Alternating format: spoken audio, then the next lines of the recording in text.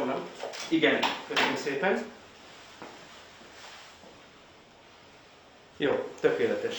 Elnök úrnak a kínai vakcinát tudjuk most adni. Sárkány ellen sárkány. Igen, hát a legjobb oltóanyag az, amelyeket már megkapott a páciens szerintem. Készen vagyunk el egészségetek. Akkor úr. Érdemes hallgatni az okosabbra. Müller Cecília úgy döntött, hogy az operatív törzs vezetői most már oltassák be magukat. Ez velem is megtörtént. Azóta már itt vagyok a Karmelita Kolostorban és dolgozom. Láthatják, kutyabajom.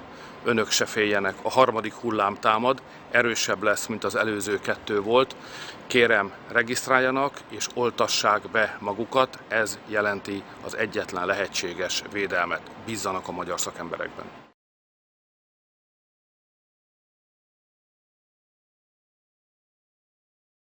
Picit nem menjünk hátrébb, hogy...